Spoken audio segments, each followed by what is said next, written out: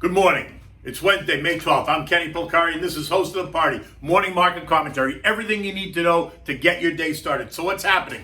The clock is ticking towards 8:30 until we get today's CPI number, Consumer Price Index, with investors and traders sitting on the edge of their seat wondering, will it be what the market expects? Will it be even more than the market expects? Or will we get a downside surprise suggesting that inflation is not nearly the problem that many think it is? The 10-year bond is holding at 1.62%. That's up a little bit from yesterday's start of the day where it was at 1.6%. So it's not really moving, yet the VIX spiked by 11% yesterday. Oil this morning is rallying again, back up above $65.50 as the Colonial Pipeline cyber attack continues to weigh on gasoline shortages up and down the East Coast, from Florida all the way up to North Carolina, with some of those states declaring a state of emergency because of gas shortages.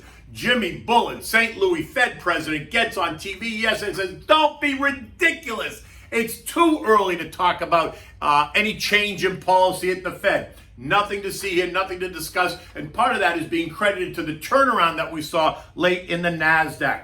And today we're having pasta with pink sauce and peas for dinner, but we're going to get to that. It's a simple recipe, yet it's always good, and it's always a crowd pleaser. So stocks got hammered again yesterday, right? As the selling in the tech sector permeated the broader market. And so now the Dow 30 and the S&P took it more on the chin. Now the NASDAQ also sold off until later in the afternoon, where the NASDAQ did a turnaround and rallied back. Although it ended in negative territory on the day, it still rallied back in what was a win-win for them. Yet the Dow once again kind of gets pummeled down 473 points as the S&P weakens too. And look, some of that makes a lot of sense, right? We had Jimmy Bullard get on TV yesterday and tell us that it's way too early for the Fed to consider even changing policy, even talking about changing policy. He doesn't expect that the CPI is going to be anything other than what we're told it's going to be. So yes, it might be elevated, but yes, it's also going to be transitory, and yes, there's nothing to worry about. So don't be ridiculous. The Fed's not going anywhere. And that is being credited for what we saw as that late day turnaround in the NASDAQ names. And that makes sense because the NASDAQ has gotten so beaten up, certainly since February, off the February highs, but certainly over the last week and a half, where they've just been pummeling the NASDAQ and the tech names, as investors move money out of tech and they moved it into the industrial cyclical value complex, which is really the Dow, right? A lot of the Dow stocks, the Dow 30 plus a bunch of the S&P names. And so we've seen that transition as money has moved out of the tech sector back into cyclicals and value names in preparation of what people think is going to be, kind of a hot report on CPI, and then another hot report on Thursday on the PPI, which will suggest further hotness as we go into June and July and August. I guess the sense today is going to be, is it going to be transitory the way that Jay Powell and some of the Fed members tell us, or is it going to be more just simmering on the back burner that we're going to have to contemplate as some of the other Fed members tell us? One way or the other, I said the Dow declined by 473 points. The NASDAQ ended off only 12 points, while the S&P gave back 36 points, all again as we are awaiting today's CPI data.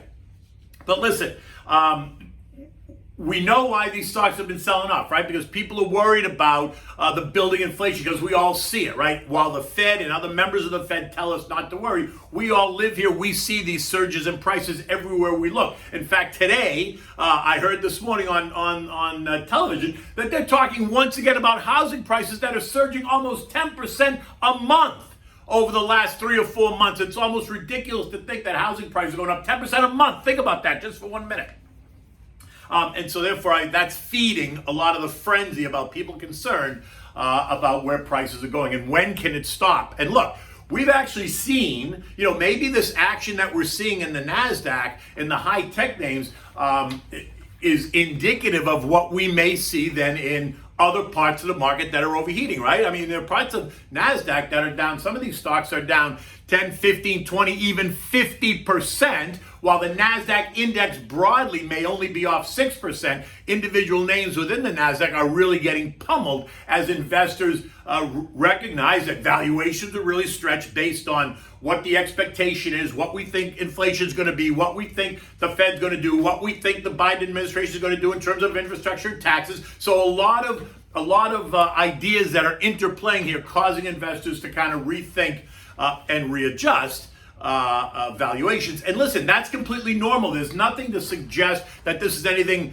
but normal, right? When prices get out of line, when the pendulum swings too far to the left or too far to the right, typically what happens, it ends up coming back. And now maybe it swings back too far to the left again, but then ultimately it will come into the middle and find some more equilibrium. And maybe that's kind of what we're seeing now, right? Because we've seen the NASDAQ names getting really beaten up. We've seen the Dow Industrials and the cyclical and the value names really surge ahead. And so maybe there needs to be, a comeback to the middle on both sides. So the NASDAQ will, there are people that are finding value now in NASDAQ names. And so you may see the NASDAQ kind of come back to the middle, and you may see some of the value and cyclical names come back to the middle as well. Now, that doesn't mean you shouldn't maintain that policy. Look, I still think 2021 is going to be the value play, right?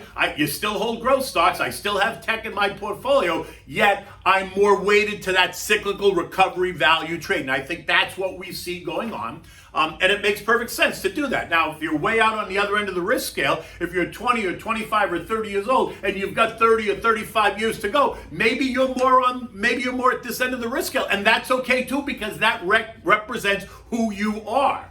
But for the long-term investor that's in their 40s or 50s or even 60s, then that balance becomes much more important. And so that's really all it is. And so that really defines the market, why the market moves the way it does, and why people have different points of view, because it depends on your perspective.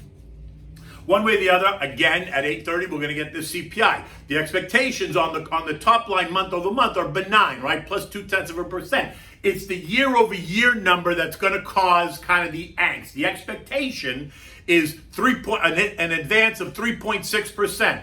That's versus last month's advance of plus 2.6%. So it's going to be 1 full percentage point above what we saw last month. Now, the market already knows this. The estimate's out there. We've already talked about it. The question is going to be, is the actual number going to be even greater than 3.6%?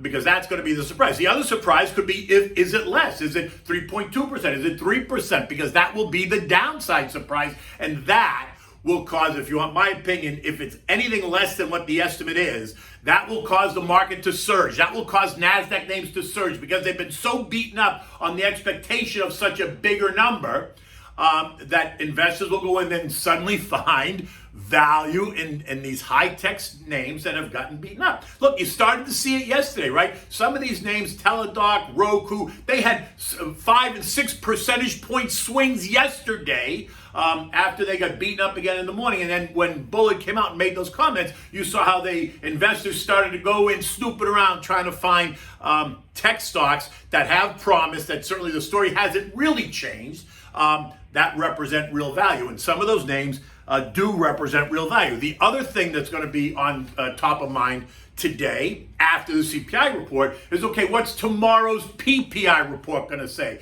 Because the producer price index, as we know, is at the very beginning, right? It's the prices that producers pay for raw materials to produce the products that they produce. Now, the PPI generally leads the CPI because as increases in PPI go up, it takes 2 or 3 months to work its way down into the CPI. Now, we've been seeing the PPI move up slowly over the prior couple of months. And so therefore, the expectation that this month and next month CPI is going to start to move up is real.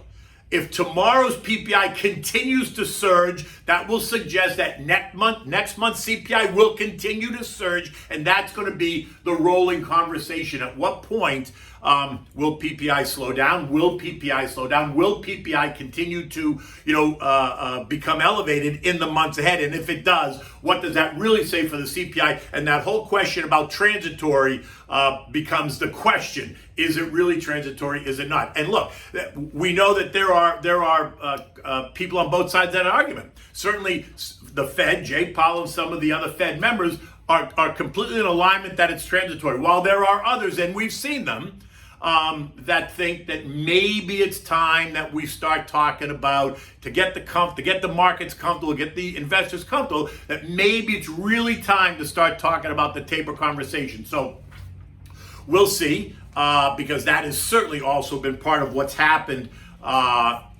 in market action, right? Because there are people that are concerned that that taper conversation is going to happen, and then that's going to make it more real, and then there's going to be that adjustment in prices. And again, adjustment in prices is just that. Adjustment in prices doesn't mean you throw everything out, but it does mean you become more aware of what that means to your total portfolio and then how you want to position it going forward.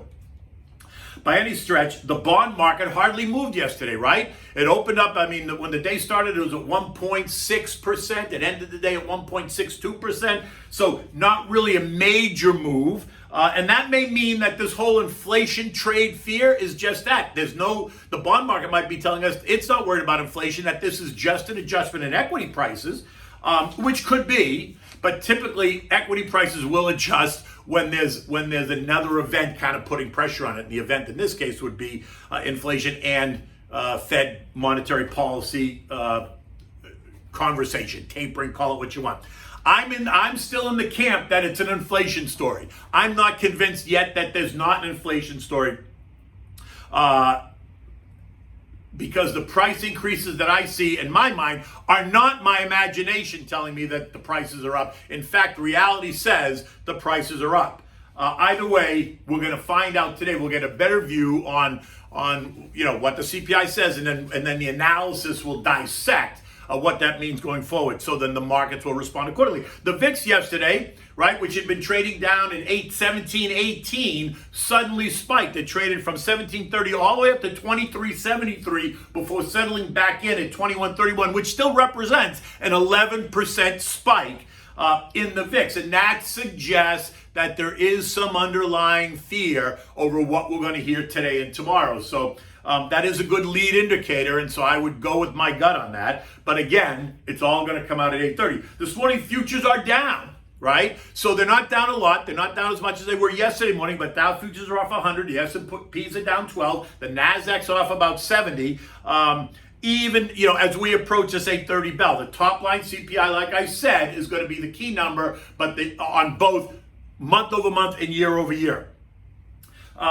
But Jay Powell, like I said, has been very specific about why we're going to see this jump, right? Remember what he said. The equation suggests that last March and April of 2020, that data is now going to be eliminated in the equation. So the 12 months is going to start now in May. And so therefore those ultra low numbers that we saw last March and April are going to be replaced by increasingly higher numbers. And that suggests that the answer to the equation then is going to go up. That makes perfect sense, right? Once you eliminate those artificially low readings, then the number has to go up. And I get it, but we still have to sit tight because it's just going to be a matter of what that ultimate answer is, right? And then what that suggests, or what people suggest or think it means to the PPI number on Thursday. And like I said yesterday, Jimmy Bullard, who's a great personality, he's a TV personality, he's also St. Louis Fed president, did come out and say that he and his colleagues are fully prepared for Jay Powell to lead the conversation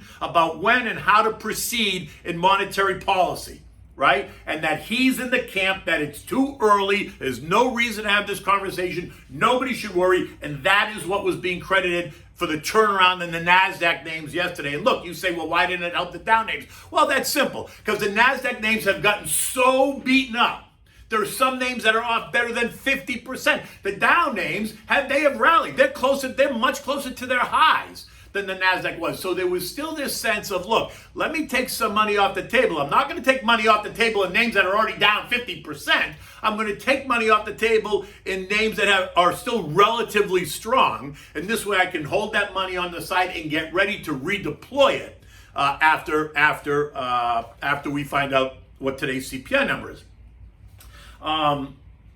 This morning, European markets were mixed. They were lower when they first opened, but they've all turned slightly higher as investors cautiously awaiting the U.S. inflation data. Because once again, remember that the ECB and Christine Lagarde have said she's not making a move, or she's not going to talk about monetary policy until the Fed starts talking about monetary policy, and the Fed's not talking about it at the moment. So therefore, European markets are cautiously higher. The dollar index is up 13 cents at 90.27, remaining right in that 90-91.04 trading range. So there's nothing to say there. Oil is rebounding, trading back up, like I said, above $65.50 a barrel. Part of that on reports of, this gas shortage now showing up along the East Coast.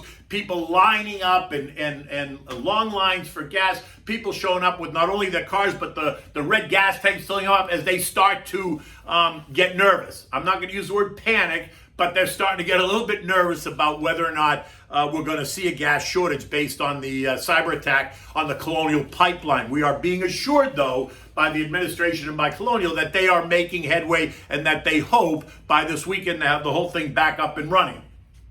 I guess what we should look for now are gas stations that look at this as an opportunity to gouge consumers. And anyone that does that, you should post it out there on Twitter and call the guy out, because it's baloney that anyone should be gouging. Bitcoin this morning is trading at $57,000. Ethereum is up and through $4,300 a coin. It's been such a spectacular move in Ethereum. And Dogecoin is trading at 50 cents. No real move there. It's trading right around where it was. The S&P closed yesterday at 4152. The collapse that I considered yesterday, the one that I pointed out where I said the markets feel really nervous, and the S&P circuit breakers would be engaged if the market falls 7%. I identified the level. It never materialized. The markets did open. They opened weak. They went down, but that sense of capitulation or that sense of panic never materialized, and in fact, it was fine. So again, this morning it also does not feel that way, so I'm not going to identify it because it just doesn't feel that way. European markets are slightly higher, while futures are lower. They're not collapsing, and so therefore, I think the market is actually okay. In fact, this report could prove to be sell the rumor, buy the news event, and I'll tell you why. Because if it comes in exactly what the estimate is, at up 3.6%, then there's no surprise, and the market was prepared for it, and so therefore they'll say, okay, it is what they said it was. Inflation may be transitory, and they're going to run right in, and they're going to start to scoop up all the NASDAQ names. Watch how fast they'll go scooping up the NASDAQ names, because they've been so pummeled, right? They now represent value. I mean, some of these names are down 30, 40%. That's a value trade.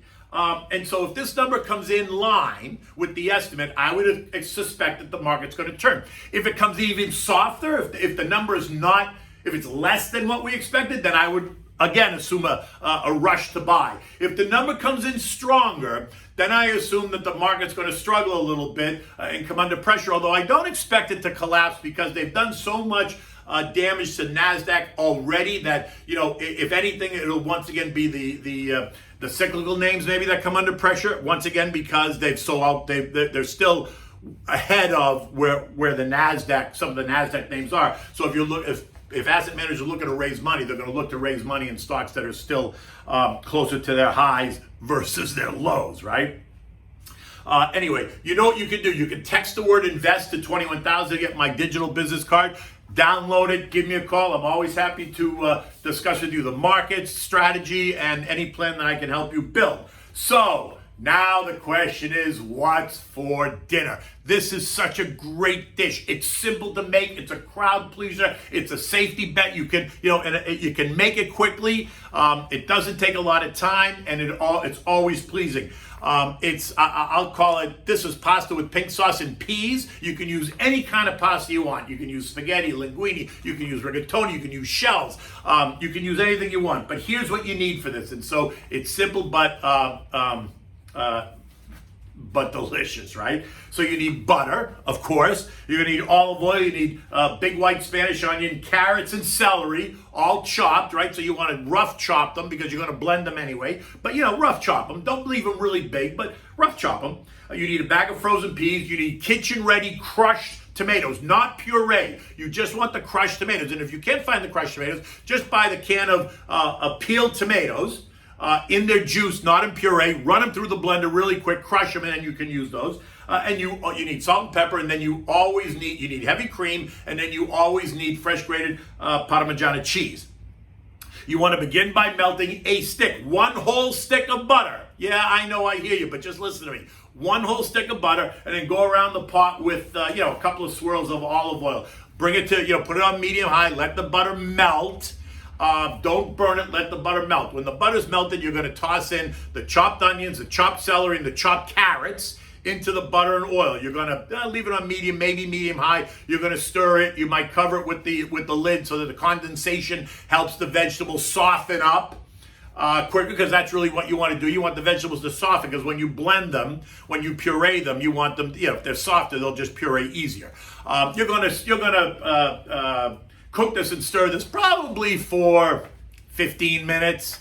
If you keep the top on, 15 minutes. If you do it without the top, maybe it's a little bit longer. But you want to make sure, don't walk too far away from the stove, because you don't want them to burn, right? You don't want the carrots to burn. You don't want that burned flavor. But you want to just keep them so they get soft. Once they're soft, you want to get ready to puree them, right? So now get your blender, get your food processor, whatever you're going to use, and take everything out of the pot. Maybe you have to do it a couple of times. Take everything out of the pot, put it in the blender, blend it, puree it so that it becomes all pureed. Take it, pour it back into the pot that you cooked it in.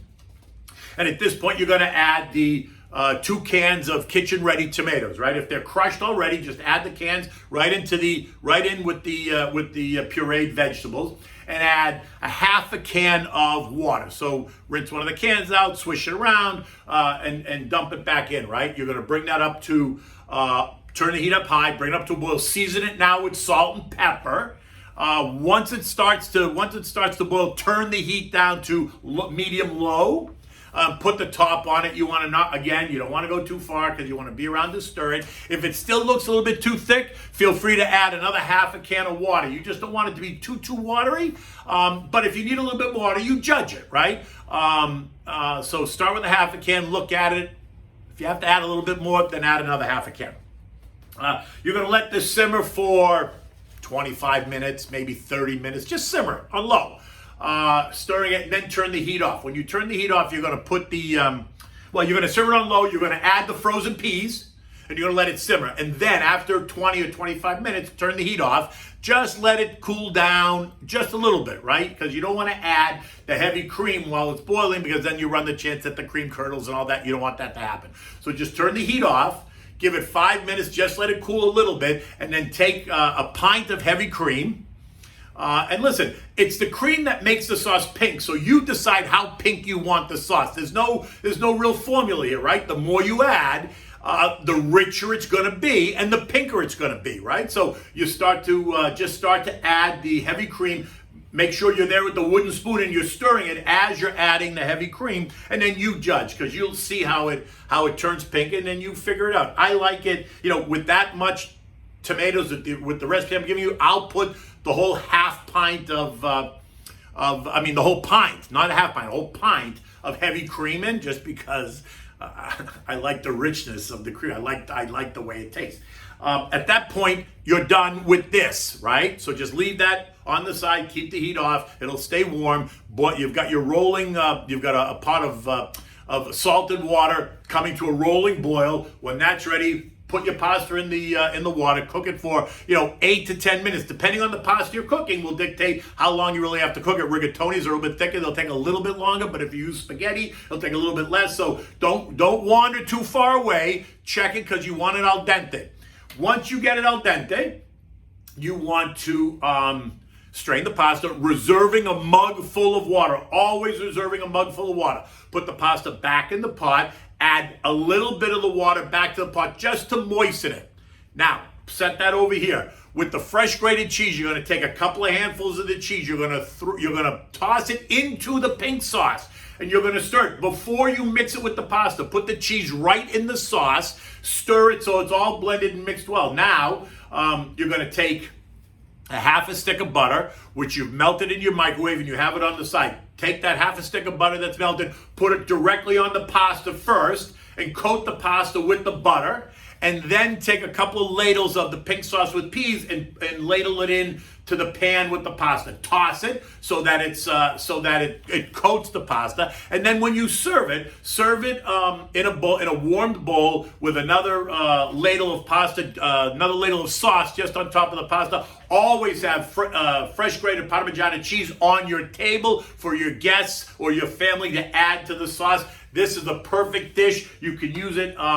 It's a crowd pleaser. It's just a crowd pleaser, and it's always the safety bet. You can make that sauce, and you can put it in the freezer. You can always have it. It's ready to go in the freezer. You can take it out. If you make a big pot of it on Sunday, you can put some of it in the freezer. Just always have it there, so in the back of your mind, in a pinch, you've always got this great sauce. One way or the other, you won't be disappointed. And if you make it, send me a picture, because I'd like to see how it comes out. You'll find plenty of pictures of it when I make it, on my Twitter and other. And if you don't, I'll send you one. One way or the other, get ready. It's going to be a great day. Take good care, and I'll see you in the morning.